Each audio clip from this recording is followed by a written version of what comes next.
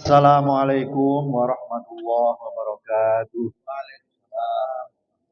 Hamdan syukran lillah, salatan wa salaman ala rasulillah Sayyidina Muhammadin ibni Abdillah wa ala alihi wa sahbihi wa mawala amma ba'd. Bapak-bapak, ibu-ibu jamaah Ar-Raudhah, wabil khusus Bapak Ketua beserta seluruh pengurus, puji syukur alhamdulillah, mari kita panjatkan jarum Allah Subhanahu wa taala atas rahmat dan nikmatnya dan ridhonya kita bisa hadir pagi ini untuk melaksanakan kegiatan rutin kita. Pagi ini kita melanjutkan pembahasan kita yang berkaitan masalah sholat. Dan saya ingatkan kembali bahwa pembahasan kita ini adalah menurut paham ahli sunnah wal jamaah wabil khusus mazhab Imam Syafi'i. Bapak Ibu rahimakumullah, sholat punya syarat dan rukun. Syaratnya ada 8, sudah kita bahas dengan tuntas. Rukunnya itu ada 17. Yang pertama adalah niat, yang kedua takbiratul ihram, yang ketiga adalah berdiri bagi yang mampu. 3 ini yang akan kita ulang lagi, yang 2 kemarin sudah, tinggal yang nomor 3, tapi untuk lebih afdolnya supaya nyambung, jadi saya ulang kembali. Kebetulan Pak Ketua nggak ada kemarin, jadi saya bikin dari awal lagi. Ya wes, nih Pak Ketua ngomong di rawani bantah. Jadi berdiri, saya ulangi lagi, berdiri. Kalau nggak mampu berdiri, boleh dengan duduk, tapi ojo alasan macam-macam, yang benar-benar tidak mampu. Yang tidak mampu duduk boleh berbaring miring kanan. Nek ora iso miring kanan boleh telentang. Tuh tata caranya. Kemudian Syekh Nawawi Al-Bantani, jadi ini saya ringkas, di dalam menuntun kita bagaimana cara kita berdiri, itu beliau menyatakan bahwa kaki kita itu jangan di begagah ke ombo-ombo, mekangkang dari Pak Bukhari.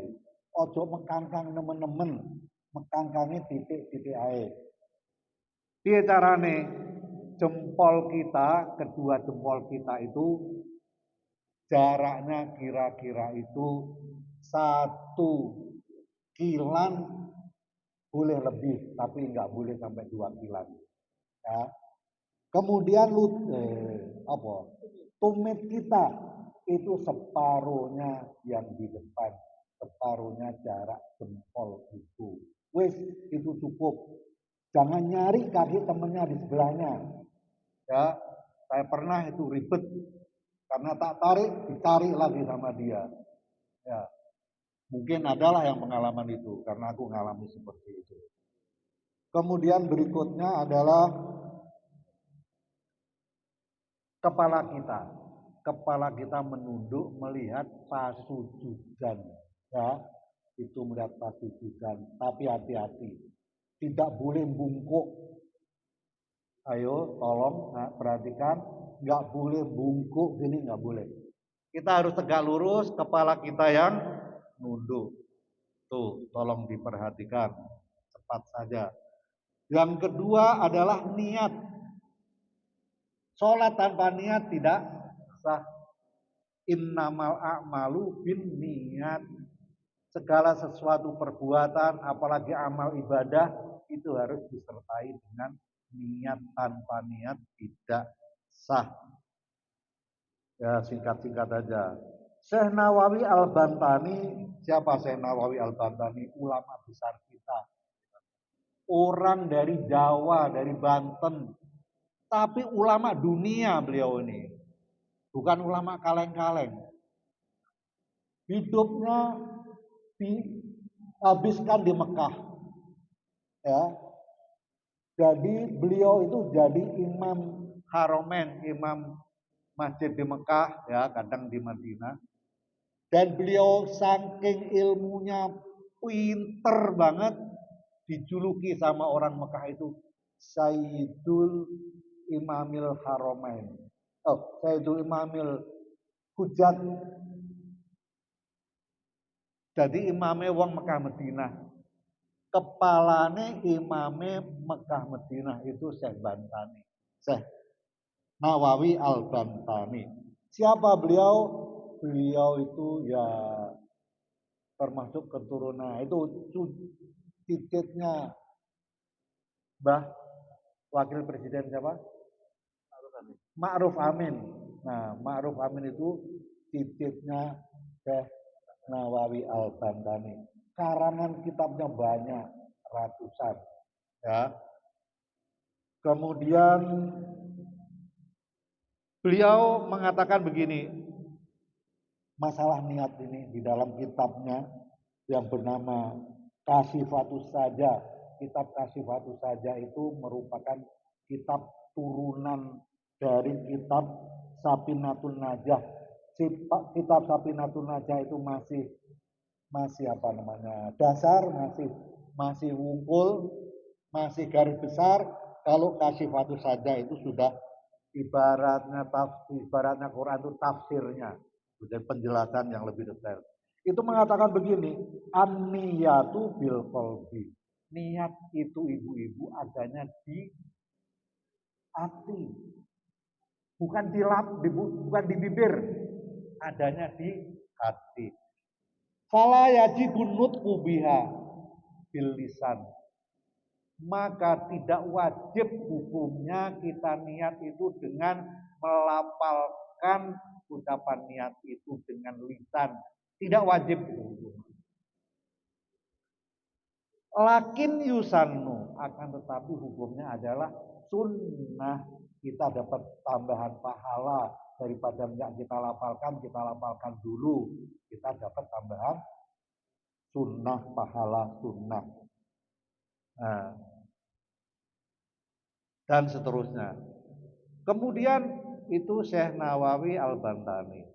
Ada lagi Syekh Zainuddin Abdul Aziz Al-Malibari di dalam kitabnya Fathul Mu'in juz 1 halaman 114. Itu disebutkan begini. Wa sunnah nutqun bimanwiyin qablat takbir.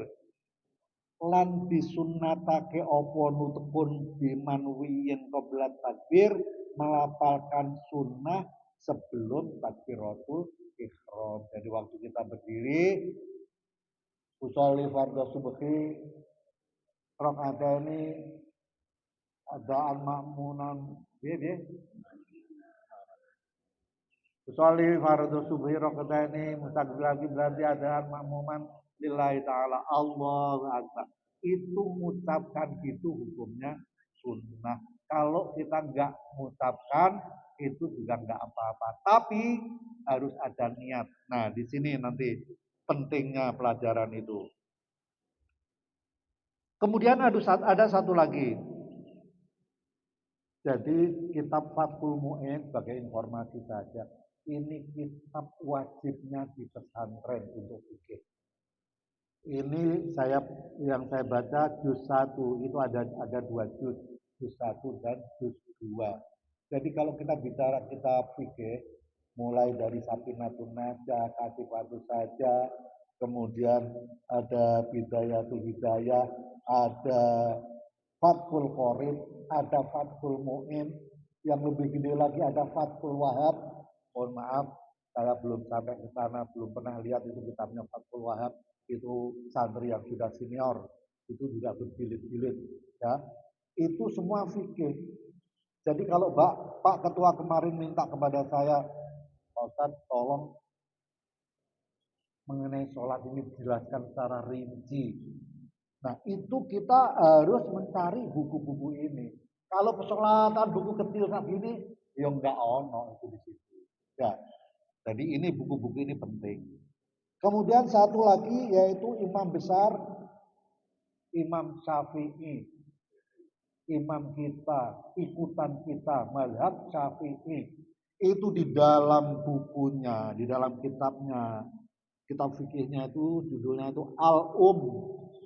Al-Um yang saya punya itu ringkasannya.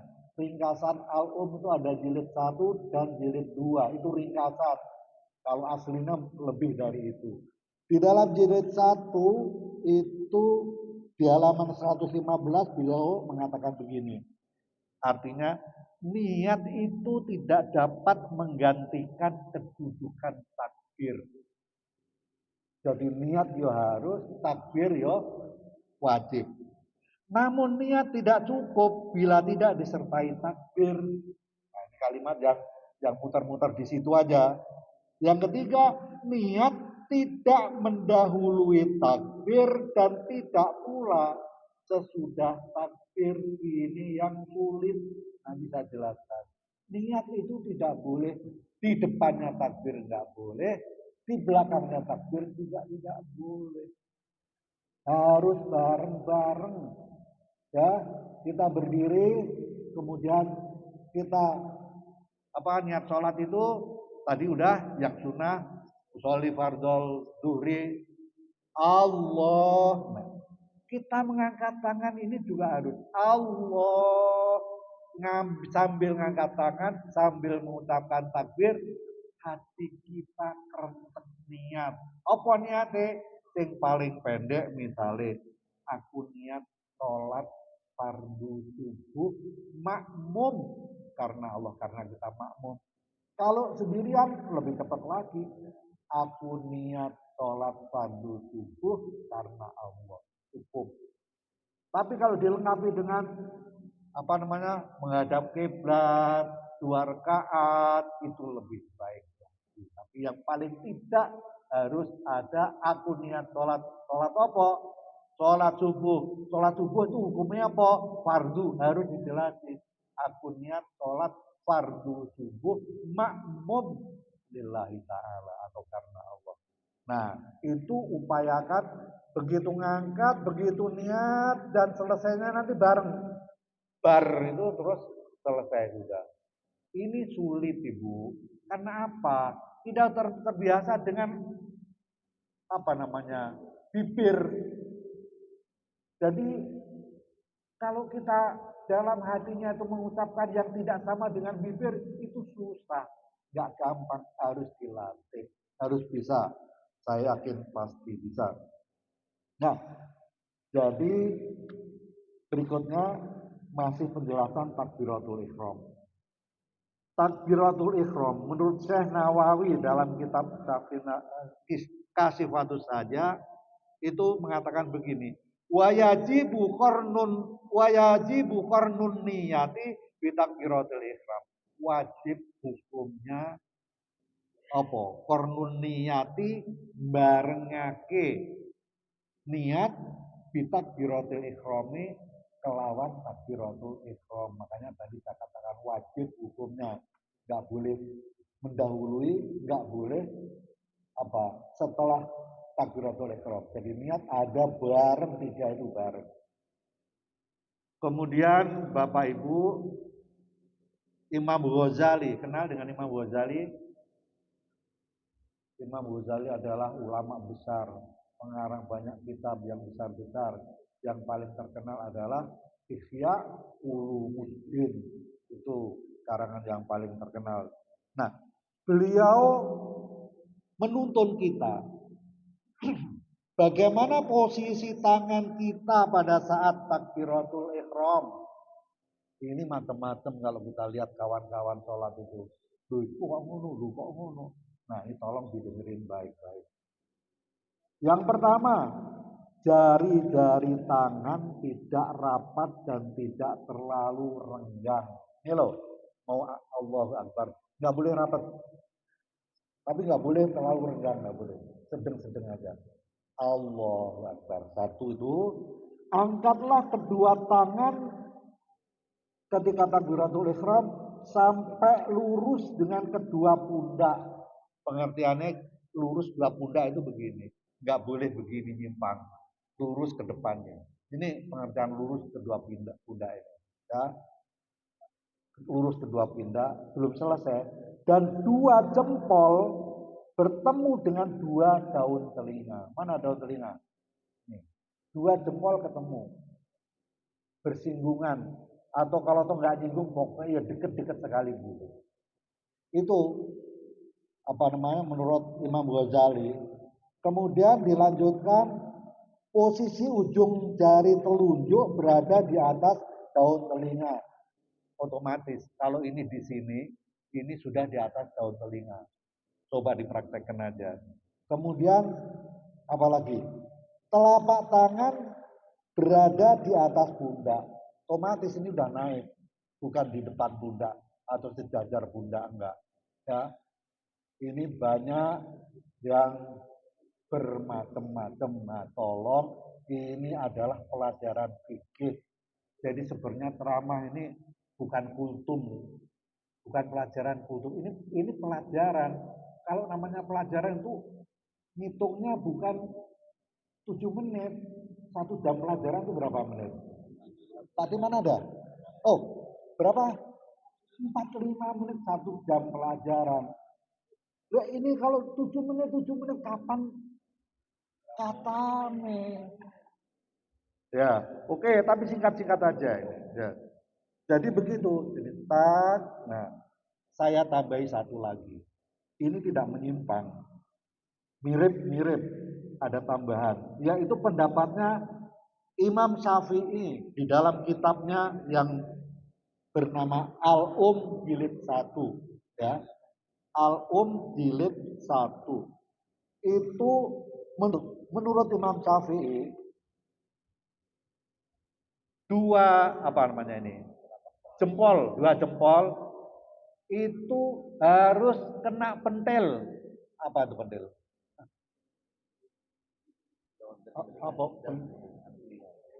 Apa Bu pentil itu Bu? Bu enggak, jangan ketawa. Ini pelajaran fikih di kitabnya pentil. Jadi telinga kita ini ada pentilnya, ada enggak? Nah, sesuatu yang menonjol kecil itu namanya pentil. Kalau yang menonjol besar namanya apa Pak Lili? Kalau menonjol gede banget namanya bendol. Ya, jadi ini nyinggung pentil kita. Masing-masing jangan nyinggung pentil kocone. Nyinggung pentil ya. Ini mirip dengan tadi. Jadi sama, artinya tidak berselisihan, tidak. Nah, sudah. Kalau tangan sudah di atas, kemudian bagaimana posisi pada saat sedekap? Perhatikan. Menurut Imam Ghazali, ini dalam kitabnya yang namanya Ihya Ulumuddin tadi, halaman 53, juz 1, kita harus meletakkan kedua tangan kita di atas pusar di bawah dada. Gimana? Udel kita cari dulu. Nah, ini udel lah, berarti harus di atasnya. Di bawahnya dada. Ada orang tangannya itu di bawahnya janggut sini. Ada nggak? Ada. Ada lagi di bawah pusar. Nah, ini kalau menurut Imam Ghazali di atas pusar, di bawah dada 1. Kemudian yang kedua, meletakkan tangan kanan di atas tangan kiri. Berarti begini. Bukan di atas tuh begini enggak, tapi begini. Ya. Kemudian berikutnya lagi apa? Dengan merenggangkan jari telunjuk dan jari tengah. Mana jari telunjuk ini, jari tengah ini. Ini enggak boleh rapat, tapi renggang sedikit. Ya. Ditaruh di mana? Ditaruh di tangan. Ini yang lainnya jangan dikomentari. Jadi yang dua itu lurus ini. Kemudian ibu jari atau jempol sama kelingking dan satunya, jari manis ini menggenggam. Coba dipraktekkan masing menggenggam. Jadi yang dua ini lurus, yang ibu jari genggam sebelah sini, yang ini sebelah bawahnya. Nah, itu nanti kita praktekkan. Itu menurut Imam Ghazali seperti itu. Dan cara seperti inilah yang dianjurkan dalam bersedekap sebagaimana diamalkan oleh para sahabat Nabi, para tabi'in dan generasi berikutnya. Kalau para sahabat sudah melaksanakan itu sudah jelas bener mergo sing pirsa salate Kanjeng Nabi itu para sahabat. Siapa tabiin? Oh, ada sahabat, ada tabiin. Tabiin itu orang yang setelah sahabat, ya. Jadi tabiin tidak mengalami hidup bersama Rasulullah. Rasulullah meninggal, tapi dia ngikuti sahabat, itu tabiin. Ada lagi tabiin, tabiin, tabiin, tabiin, tabiin, tabiin, tabiin, tabiin, tabiin, dan terus sampai kita ini, ya. Itu konsepnya seperti itu. Nah, coba sekarang tak kasih apa contoh yang tadi kita bicarakan. Yang pertama apa Budi? Kalau mau takbir, tangan nggak boleh lurus, Nggak boleh apa, nggak boleh rapat, tapi harus agak renggang, tapi nggak boleh terlalu renggang. Ya, jadi pertama tadi kan berdiri. Berdiri kita, kaki kita itu kita ukur satu jengkal dan belakang itu separuhnya, atau satu jengkal setengah juga boleh, jangan lebih dari 2 jengkal. Jadi kalau ada orang sholat begini itu, aku nggak menemukan apa namanya kitabnya, nggak bertemu saya. Nah, tuh. Siapa tadi? Sabu. Wah, udah kan aku. Udah. Begini kakinya seperti tadi itu. Kemudian tangannya ya jangan rapat, ada penggang. Kemudian Allah itu sampai kena daun telinga atau kena pentil. Oh jadi guyu, ini kok guyu terus itu loh. Wong ning gone pesantren kuwi apa kuwi bahasane kuwi. Kena pentil. Pentil itu pentil telinga. Tuh, Pak Timan malah guyu terus. Ya, wes Allah. Nah, kalau udah benar bagaimana sedekapnya? Allahu Akbar. Tadi 2 jari lurus. Nah, ini kan ugel-ugel apa jenis? Benar ugel-ugel ya? Ugel-ugel. Hah? Pergelangan ya wes.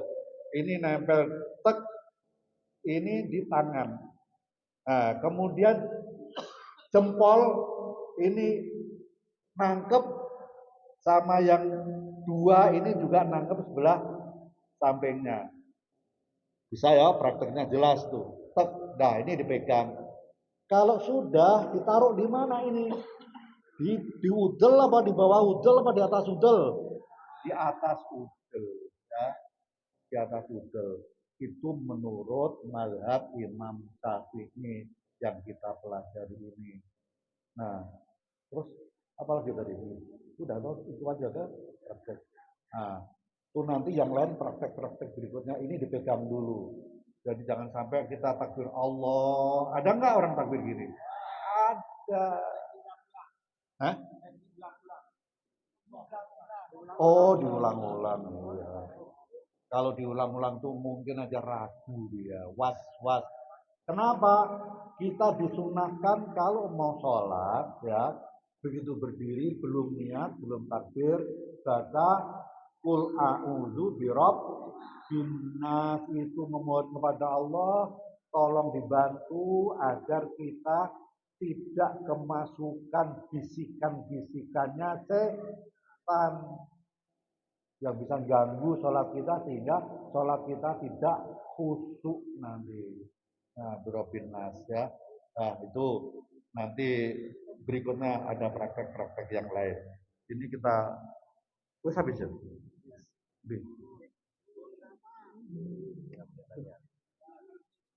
Oke, 5 menit cukup. Ini ada tambahan sedikit. Ada namanya syarat-syarat takbiratul ihram. Apa itu? Yang pertama, pastikan kita dalam kondisi berdiri benar. Jadi jangan kita mentang-mentang terlambat, wis komat, lari-lari, sambil niat, ya nggak boleh. Harus berdiri dulu, tegak lurus, nggak boleh bungkuk. Yang bungkuk itu cuman kepalanya saja, ya itu yang pertama. Yang kedua, dalam takbiratul ihram harus menggunakan bahasa Arab, tidak boleh nganggo basa Jawa. Apa bahasa Jawa piye Pak Timan? Allah mau apa jenenge? Mau gede, nggak boleh. Harus Allah Akbar. Yang ketiga, menggunakan lafal jalalah. Lafal jalalah itu apa? Lafal jalalah itu lafal Allah, itu lafal jalalah namanya. Nggak boleh diganti. Padahal kan banyak namanya Allah itu. Ar-Rahman ya Allah, Ar-Rahim ya Allah, ya toh? Nggak boleh. Ar-Rahman Akbar nggak boleh. Harus Allahu Akbar. Berikutnya menggunakan lafal Akbar. Misalnya Allah Maha Gede, nggak boleh. Harus Allahu Akbar. Berikutnya tertib antara dua lafal Allah dan Akbar. Nggak boleh dibalik. Akbar Allah, nggak boleh. Harus tertib. Pengertian tertib itu yang dulu harus dulu, yang belakang harus belakang. Kemudian berikutnya tidak panjangkan hamzahnya lafal Allah menjadi Allahu Akbar, nggak boleh. Kenapa nggak boleh? Itu merubah arti. Allahu Akbar itu Allah Maha Besar. Tapi kalau Allahu Akbar, apakah Allah Maha Besar? Beda nggak artinya? Jauh beda. Kalau yang pertama tadi adalah kalimat apa? Pernyataan, kalau ini kalimat tanya, bertanya. Artinya dia nggak yakin kalau Allah itu Maha Besar berarti. Ya. Berikutnya lagi, tidak panjangkan baknya lafal akbar. Allahu Akbar. Nggak boleh. Ya. Berikutnya lagi, tidak mentasdidkan huruf baknya lafal akbar. Allahu Akbar. Jadi baknya ditasdid. Allahu Akbar. Nggak boleh. Kemudian apalagi? Tidak menambahkan wawu, sukun atau berharokat antara dua kalimat Allahu Akbar. Allahu Akbar misalnya wawunya di fathah. Nggak boleh. Berikutnya lagi apa? Tidak menambahkan wawu sebelum lafal Allah. Jadi apa? Wallahu Akbar. Nggak boleh. Harus Allahu Akbar. Nggak boleh Wallahu Akbar. Boleh. Kemudian tidak boleh berhenti antara Allah dan Akbar baik sebentar maupun lama. Nggak boleh. Harus urut Allahu Akbar. Jangan Allah Akbar. Nggak boleh. Kemudian seluruh huruf-huruf takbir dapat didengar oleh telinga kita sendiri. Nggak boleh ibu Allahu Akbar itu dibatin, nggak boleh.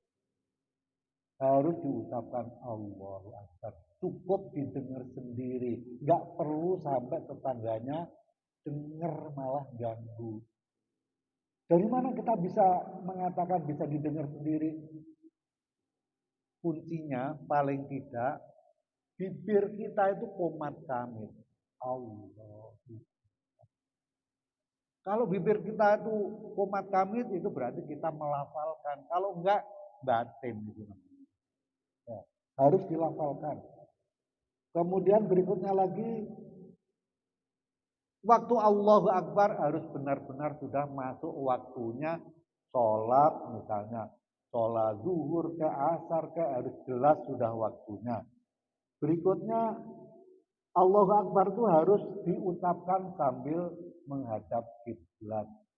Nggak boleh gampang ke ngenteng ke. Kemudian tidak merusak, merubah salah satu huruf takbir. Ya, artinya ikutilah tuntunan tadi. Yang terakhir tidak mendahului takbirnya imam bagi makmum yang sedang berjamaah dengan imam. Nggak boleh imam durung Allahu Akbar, kita sudah Allahu Akbar lebih dulu. Makanya tengerane itu kalau imam sudah Allahu Akbar baru kita ngikutin niat sholat Allahu Akbar. supaya tidak menyalahi. Nah, ini terakhir dikit lagi. Kapan waktu kita mengangkat tangan tadi yang ibu jarinya kena pentil tadi? Siapa bisa jawab? Kapan saja itu? Kita Allahu Akbar dalam sholat itu ada 4 tempat. Ayo di mana tuh? Yang pertama takbiratul ihram, oke, 1. Yang kedua ruko dulu ruko sujud. Ruko itu juga Allahu Akbar dan diangkat persis tangannya harus seperti itu. Yang kedua, terus yang ketiga, Ibu,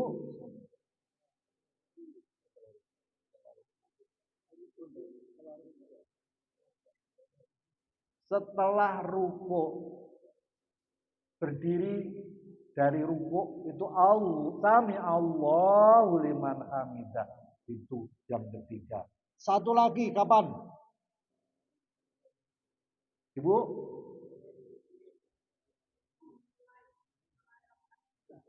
Mau mulai rakaat kedua. Ketiga yang benar, bukan kedua. Jadi tadi di sana setelah mengakhiri 2 rakaat terus berdiri untuk rakaat ketiga. Artinya setelah tasyahud awal namanya, ya. Setelah tasyahud awal, Allahu Akbar, ulangi lagi seperti itu. Tidak semua ganti rakaat kita takbir seperti itu. Itu malah makruh, nggak dapat kesunahan itu. Bukan batal sholatnya enggak, tapi makruh. Ya, hanya ada 4. Ketika takbiratul ihram, ketika ruku, ketika i'tidal, ketika dari tasyahud awal ke rakaat ketiga. Itu aja diinget-inget, lainnya tinggalkan, enggak usah pakai itu. Supaya yang mana? Pertama pada saat takbiratul ihram, ya. Niat takbiratul ihram, Allahu Akbar. Yang kedua, setelah maca Fatihah, maca surat, ruku. Allahu Akbar. Rukunya harus yang benar, lurus punggungnya tuh. Enggak lurus. Habis itu yang ketiga adalah pada saat bangun dari ruku atau i'tidal namanya. Sami Allahu liman hamidah. Ya. Kemudian sujud. Kemudian setelah 2 rakaat kita ada tahiyat awal. Habis tahiyat awal kita berdiri lagi, Allahu Akbar, ngangkat tangan lagi. Nah, itu ada 4 tempat itu, ya. Saya rasa demikian. Aku dipeleroi sama Pak Waka. Kalau Pak Ketua nggak perok, Pak Waka yang peleroi.